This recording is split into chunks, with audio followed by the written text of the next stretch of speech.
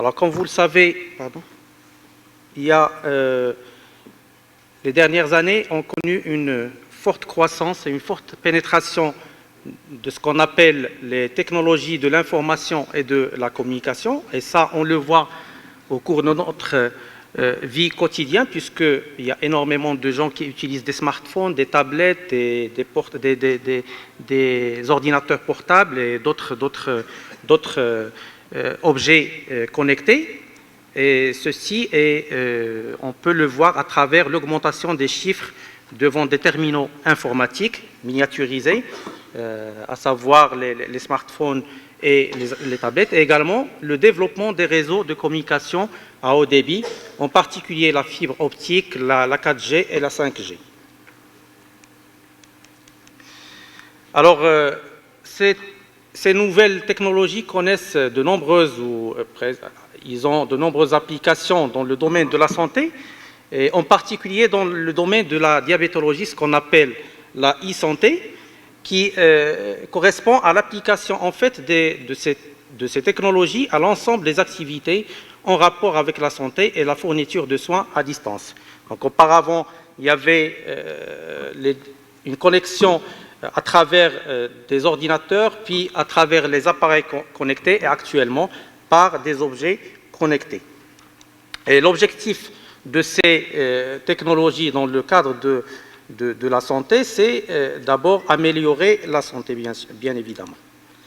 Alors, il y a eu énormément de progrès récents concernant les insulines, avec la commercialisation de nouvelles insulines, notamment les analogues, et puis plus récemment les ultra rapides, les ultra lentes, le développement des pompes à insuline, les CGM, la miniaturisation des technologies électroniques et également la révolution informatique en développant un certain nombre d'algorithmes de contrôle, en plus du développement des smartphones modernes qui représentent actuellement une pièce maîtresse d'ingénierie dans le cadre des pancréas artificiels. Et tous ces éléments, tous ces progrès ont participé au développement du pancréas artificiel, ou ce qu'on appelle le pancréas bionique, qui est devenu plus accessible. Alors, les objectifs de ces nouvelles technologies dans le cadre de la diabétologie diffèrent selon la population cible, que ce soit des objectifs théoriques ou espérés.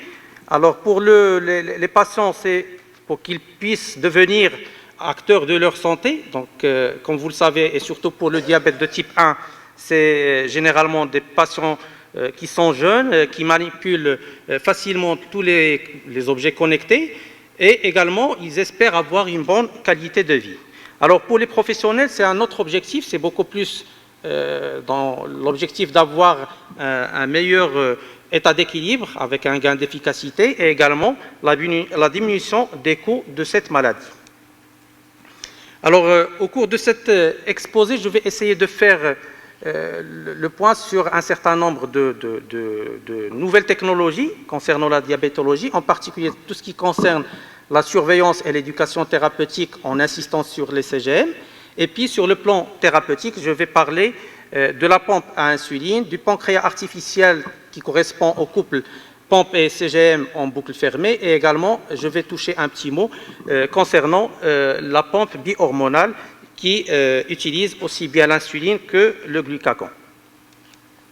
Alors, à travers l'histoire, il y a eu énormément de progrès, et comme vous le savez, depuis le XVIIe siècle, où auparavant on posait le diagnostic du diabète en se basant sur le goût sucré des urines, les responsables ou bien les professionnels de la santé ont parcouru un chemin très long avant d'aboutir au pancréas artificiel, en passant depuis, comme je viens de le dire, depuis le XVIIe siècle et depuis 1921, après la découverte de l'insuline, énormément de chemin concernant les moyens pour la surveillance des glycémies chez le diabétique, et également des moyens thérapeutiques avant d'espérer d'avoir un pancréas artificiel. Alors actuellement, sur le plan des systèmes de mesure, on dispose d'une panoplie d'appareils ou de lecteurs de glycémie. Et je crois que hier, Madame l'Iraqi vous a parlé des différentes caractéristiques de ces lecteurs de glycémie, avec le dernier venu qui sera commercialisé au Maroc, qui est l'AccuCheck Instant. Alors, la différence entre les différents lecteurs de glycémie, ça dépend de la quantité de sang en microlitres. Il y a énormément de paramètres qu'on prend en compte, c'est-à-dire la différence entre les lecteurs de glycémie, c'est en fonction des paramètres de chaque lecteur de glycémie, tout en insistant surtout sur la certification qui est actuellement en vigueur. C'est la dernière certification ISO 2015 avec une variation qui ne doit pas dépasser 10%.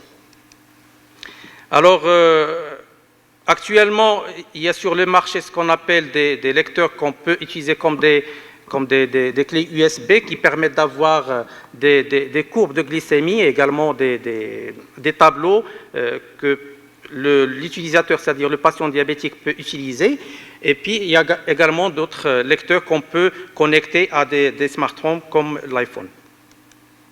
Alors, j'arrive au vif du sujet, et c'est celui des CGM, c'est ce qu'on appelle couramment les CGM, ce sont les Continuous Glucose Monitoring. Ça correspond en fait à un capteur portable qui mesure automatiquement la glycémie.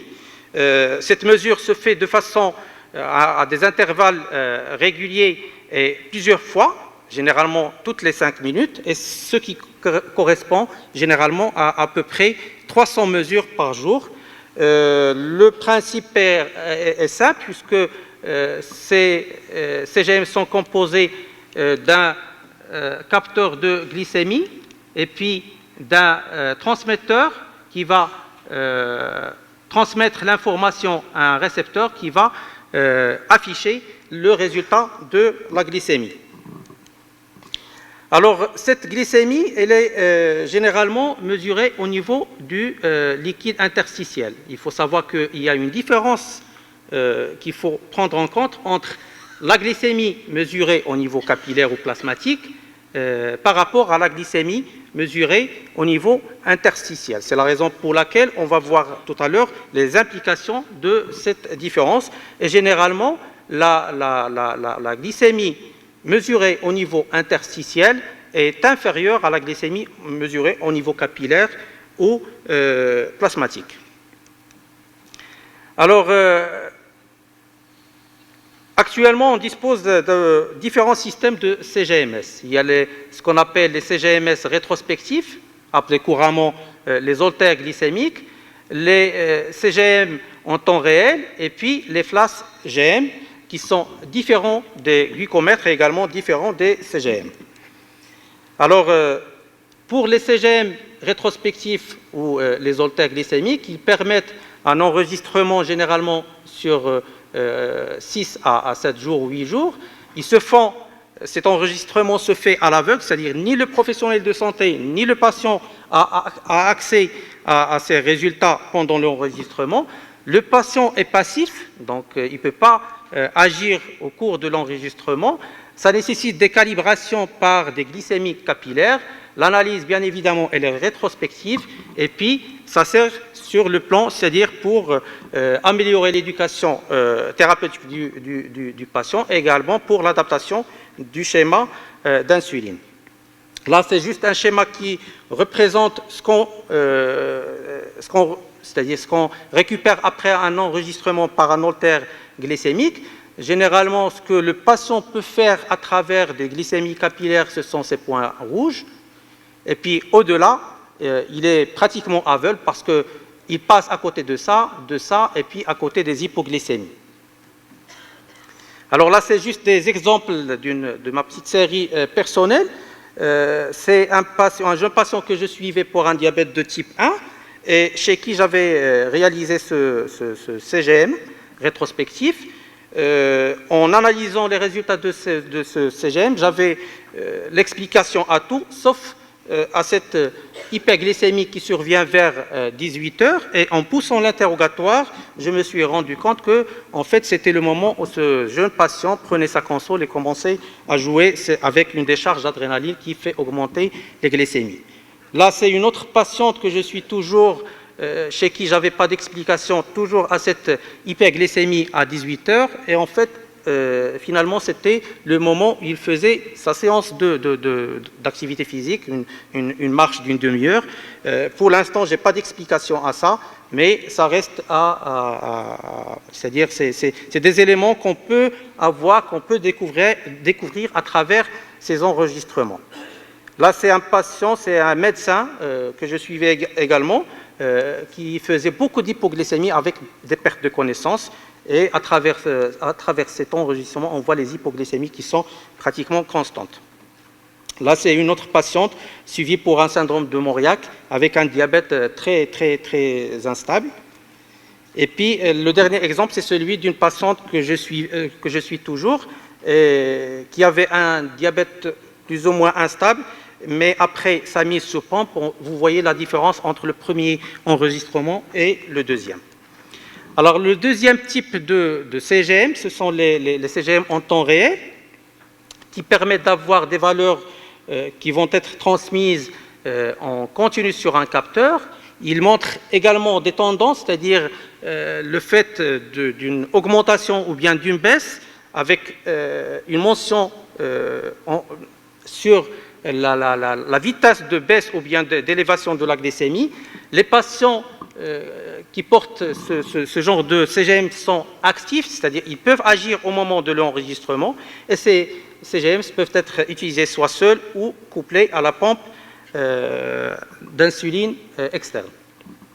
Alors le troisième type de CGM, c'est les flash GM, ou bien le patient est également actif quand il porte ce genre de CGM. Les valeurs ne sont pas transmises en continu, il suffit que le patient scanne son capteur avec un récepteur pour avoir les résultats. Donc on ne peut pas les coupler à une pompe.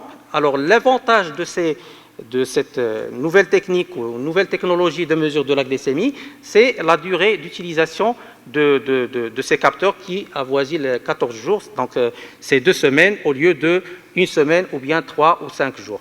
Donc ça ne nécessite pas non plus de calibration comme pour les autres CGM. Ça donne également une idée sur les courbes de glycémie a posteriori, et ça donne une idée sur les tendances. Alors là, le patient peut récupérer a posteriori ou bien de façon rétrospective un certain nombre d'éléments à travers ces flash GM, à savoir par exemple le taux de glycémie moyen, le nombre d'hypoglycémies, un graphique, puis il peut même rajouter le nombre de glucides ingérés et le nombre d'unités d'insuline faites, et il peut avoir même une idée sur une estimation de son hémoglobine glyquée en fonction des mesures déjà réalisées. Alors là, c'est juste un tableau qui récapitule les différents CGM qui sont disponibles sur leur marché. On distingue les deux CGM qui sont généralement destinés aux professionnels, l'iPro professionnel, le freestyle libre professionnel, et les autres généralement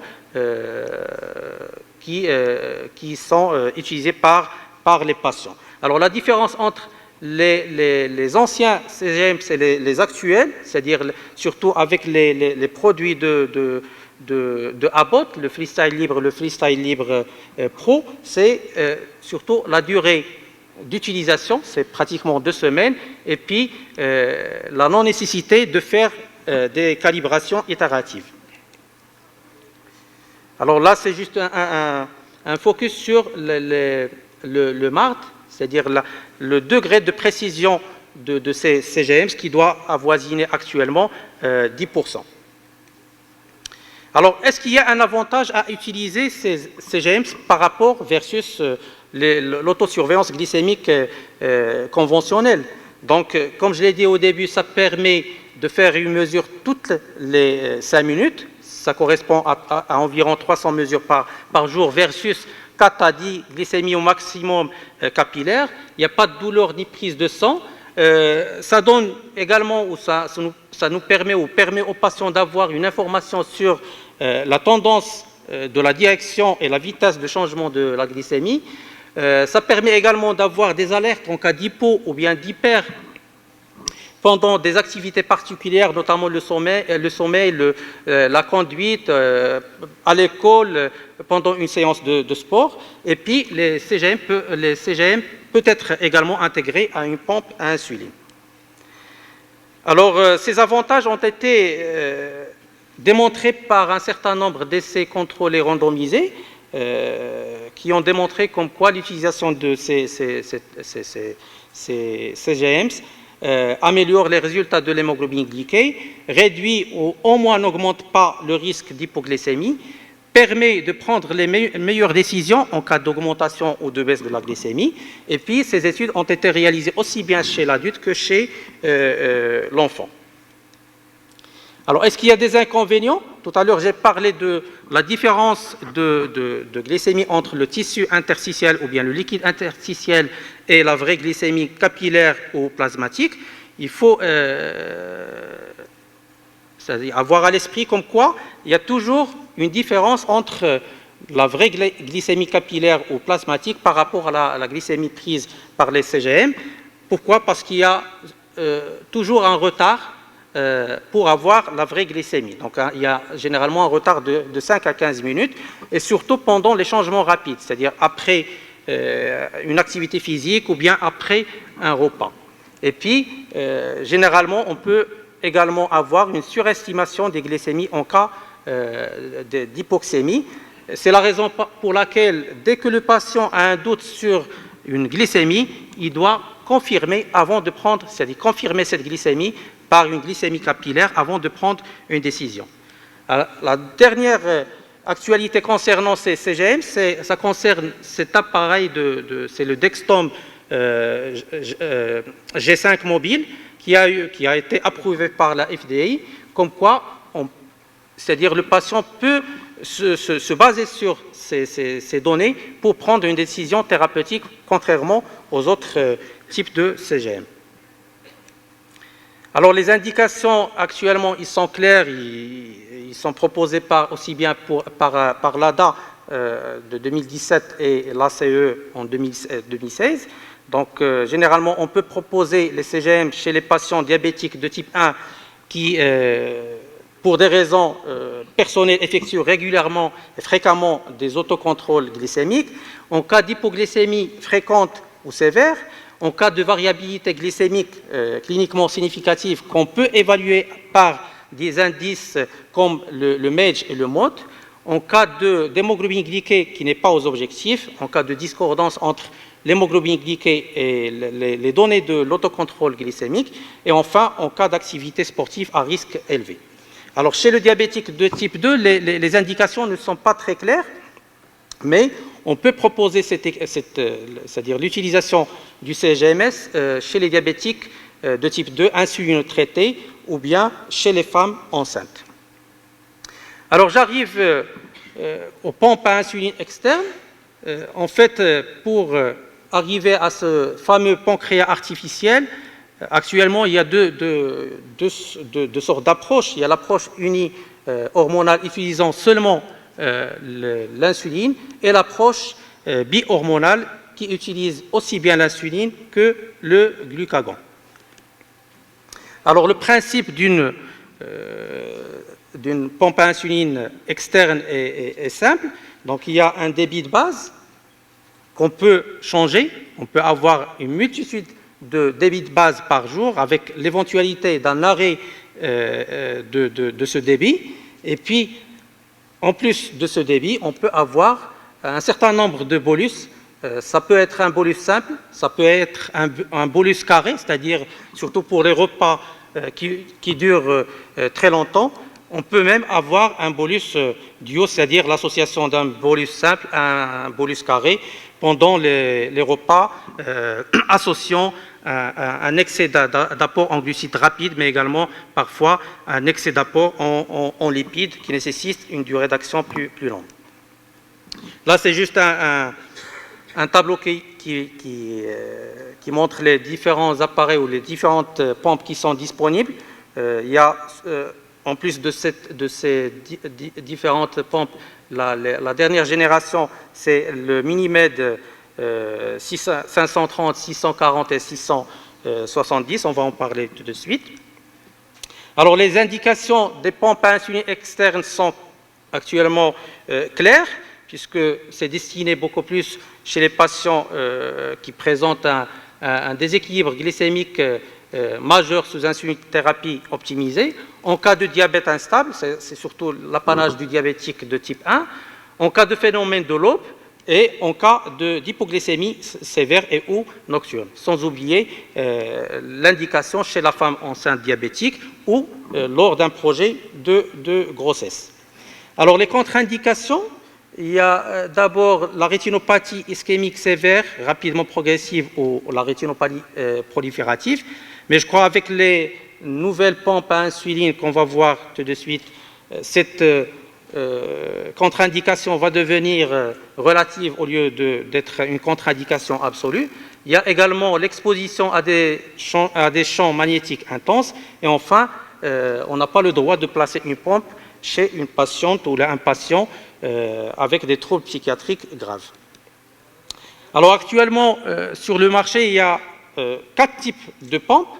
Il y a des pompes qui sont couplées à un CGM, qui affichent les résultats sur la pompe, avec des alarmes en cas d'hypo ou d'hyperglycémie, mais sans action. C'est-à-dire qu'il n'y a pas d'interaction, pas de relation entre le CGMS et la pompe à insuline pour délivrer un bolus ou bien arrêter l'infusion d'insuline.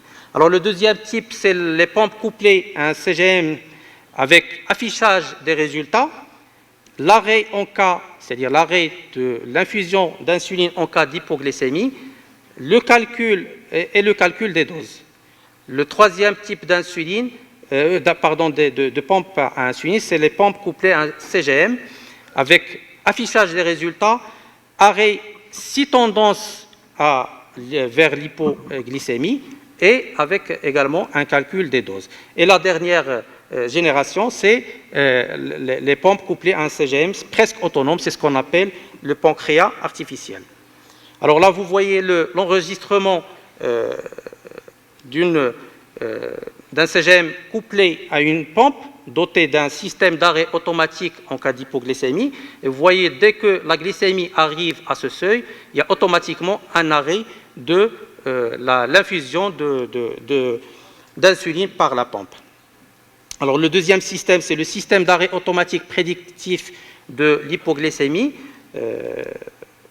Sur ces mesures glycémiques, vous voyez que dès que la glycémie commence à chuter, automatiquement, avant que l'hypoglycémie soit atteinte, la pompe reçoit un signal du CGM pour qu'elle arrête l'infusion de l'insuline. Et dès que la glycémie remonte, il y a une reprise de l'infusion d'insuline. Alors, depuis le début des années 2000, on a parcouru assez de chemins dans l'objectif d'avoir d'une pompe à insuline hybride, ou ce qu'on appelle couramment un pancréas artificiel. Actuellement, et depuis 2016, la firme Medtronic a pu développer la première pompe bionique ou bien la première pompe hybride qui donne plus de liberté aux patients diabétiques avec une intervention très minime. Et l'objectif ultérieur, ou bien dans l'avenir, c'est d'avoir ou bien de développer une pompe à insuline totalement autonome sans l'intervention du patient. Alors, est-ce qu'il y a un bénéfice à proposer ou bien donner ou placer une pompe à insuline à un patient par rapport aux multi-injections? Donc, il y a énormément d'études qui ont été faites dans ce sens et ces études ont démontré qu'il y a un bénéfice en termes d'hémoglobine glyquée qui est plus important chez les patients sous pompe, et ce bénéfice peut aller de 0,5 à 1,2% en termes d'hémoglobine glyquée. Le gain en termes d'hémoglobine glyquée est d'autant plus important, bien évidemment, que le niveau de départ est plus élevé. Et là, c'est des choses qu'on connaît.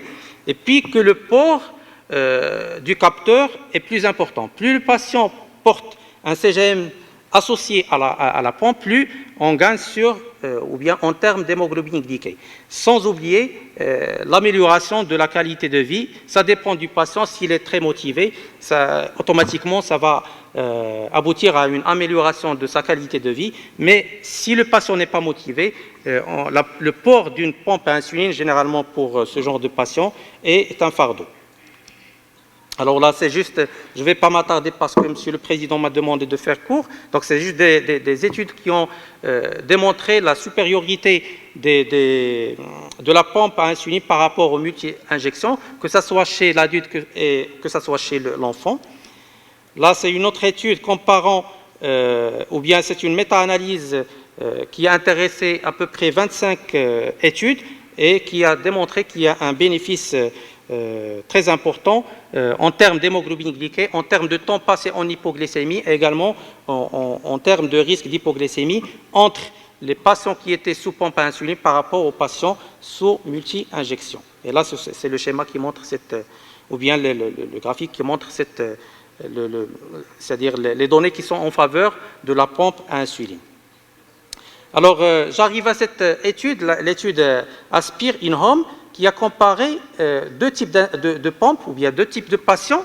Les patients sous pompe avec un système d'arrêt en cas d'hypoglycémie et les patients sous pompe, mais sans le système d'arrêt en cas d'hypoglycémie. Et comme vous le constatez, il y a c'est-à-dire une différence significative en termes de temps passé en hypoglycémie et également une différence significative en termes de nombre d'événements hypoglycémiques en faveur, bien sûr, de la pompe dotée d'un système d'arrêt en cas d'hypoglycémie. Alors j'arrive aux données concernant la pompe bionique ou bien le pancréas artificiel. Là, c'est un travail publié en 2014 qui montre bien sûr la supériorité de la pompe bionique par rapport aux autres types de pompes. Alors, je vais toucher rapidement un mot concernant les pompes bi-hormonales. C'est des systèmes bi-hormonaux en boucle fermée. En principe, il y a deux pompes. Il y a une pompe pour l'insuline et une autre pompe pour le glucagon. Ils sont gérés par un logiciel à travers un récepteur. Et puis, les essais qui ont été faits chez les patients ont montré que le risque d'hypoglycémie peut être réduit en délivrant du glucagon en association avec l'insuline. L'infusion d'insuline peut être ajustée de deux manières, ou bien chez les patients dotés de ce type de pompe hybride, ou bien une double pompe, soit il s'agit d'un système bi-hormonal à insuline non agressif, c'est-à-dire comme une pompe uni-hormonale. En cas d'hypoglycémie, la pompe va réduire l'infusion d'insuline, ou bien il peut s'agir d'un système bi-hormonal insulino-agressif, c'est-à-dire en cas d'hypoglycémie, c'est la pompe à glucagon qui va prendre le relais avec une infusion de glucagon pour contrecarrer cette hypoglycémie. Alors, c'est des systèmes qui sont, pour l'instant, plus complexes. Ça nécessite, comme je l'ai dit au début, une seconde pompe pour le glucagon. Malheureusement, le réservoir à glucagon ne peut pas durer plus longtemps que 24 heures. Et ça, c'est dû surtout à l'instabilité du glucagon. Et puis, les perspectives qu'on espère dans l'avenir, c'est de disposer d'un dispositif à double pompe et d'un glucagon plus stable, et également avoir des études concernant la tolérance et l'innocuité du glucagon. On a assez d'expérience concernant l'innocuité et la tolérance d'insuline, mais pour le glucagon, on n'a pas assez de recul pour ça. Alors, je vais sauter cette diapositive pour aller c'est-à-dire la conclusion. Oui. D'accord. Donc, rapidement, Alors, pour la conclusion, il y a d'autres voies thérapeutiques, je ne vais pas pouvoir les détailler. Il y a ce qu'on appelle la nano-encapsulation. Il y a des ingénieurs qui travaillent actuellement sur une sorte d'encre qu'on peut appliquer sur la peau, et à travers cette encre, on peut mesurer la glycémie. Il y a ce qu'on appelle également les insulines intelligentes, comme nouvelle forme de pancréas artificiel.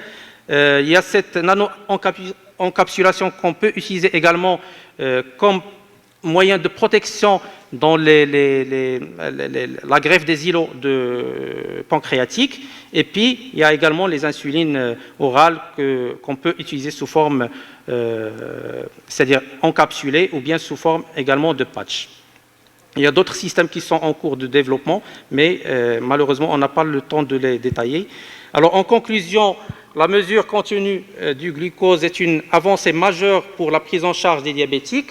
Sa combinaison à la pompe à insuline apporte aujourd'hui ce qu'on peut faire de mieux dans le traitement du diabète de type 1.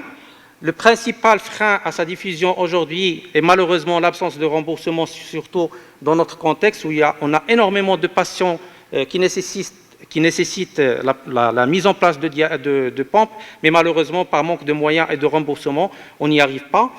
L'utilisation optimale de ces dispositifs passe par surtout une éducation thérapeutique des patients qui doit être appropriée, mais également une formation des équipes soignantes. Et quand je parle d'une formation, c'est le développement de centres de référence. Actuellement, les systèmes d'arrêt automatique des pompes en cas d'hypoglycémie ou de prédiction d'hypoglycémie et l'intégration d'un algorithme de contrôle ont permis d'aboutir au pancréas artificiel. Les indications sont actuellement plus claires. Les données de la littérature sont encourageantes en termes d'amélioration de l'hémoglobine glyquée, également la prévention contre les hypoglycémies. Et on attend pour l'instant des travaux qui sont en cours concernant les pompes à insuline totalement autonomes, également les pompes à bi-hormonales, c'est-à-dire à insuline et à glucagon. Et je vous remercie pour votre attention. Merci professeur Bezri pour ce panorama concernant CGM et pompe insuline.